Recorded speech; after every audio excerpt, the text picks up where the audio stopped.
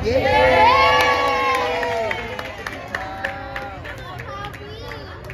Galing, galing, galing.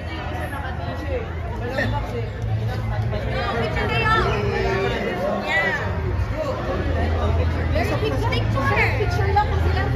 Picture po na gawan pa.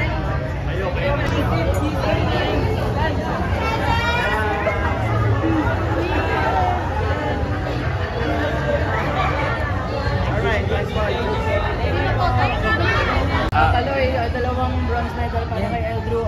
Siguro, ikaw as a kuya, ano na lang nararamdaman mo ngayon? Sobrang nakaka-proud po. For sure, hindi niya naabot yung gusto niya para sa Vogue. Gawa na rin ng may injury siya. Pero para sa akin, hindi yun yung resulta. Pero kung paano niya finish off yung mindset niya from baba to angat. Siyempre, hindi naman po madali yun. And super proud po para sa ginawa niya today. Hindi siya nagpatalo sa sarili niya. Nahanap niya kung ano talaga yung gusto niya.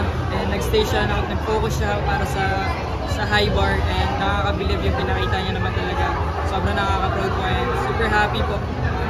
Dumaan ka sa ganitong stage na nanalo at young age.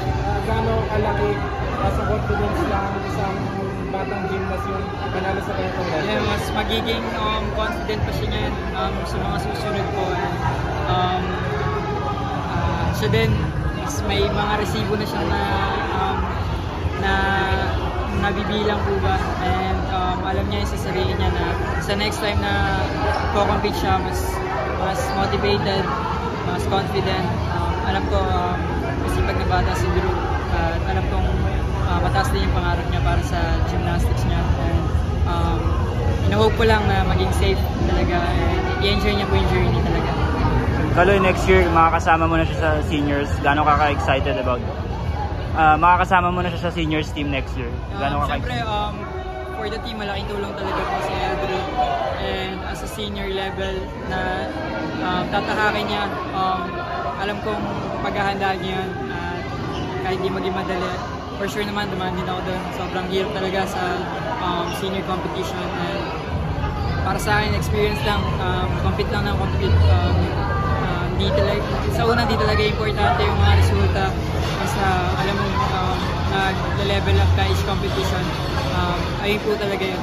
Ayun yung pinakamahalaga po para sa akin. Speaking of seniors, may SEA Games yung team next month. Siguro gano'ng kataas na lang yung confidence mo dun sa mag-represent sa Philippines, especially yun nga na ikaw hindi ka po. Ako, para sa akin, ginagawa po nila yung best nila. Alam kong kayang-kaya nila yun sa mga previous competition.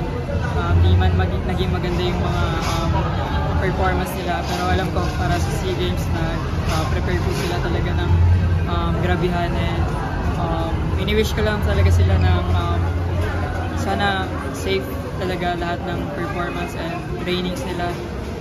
Siyempre, enjoy yung competition. Mahirap na nga po yung preparation na ginagawa nila. Sana enjoy po nila pagdating doon po.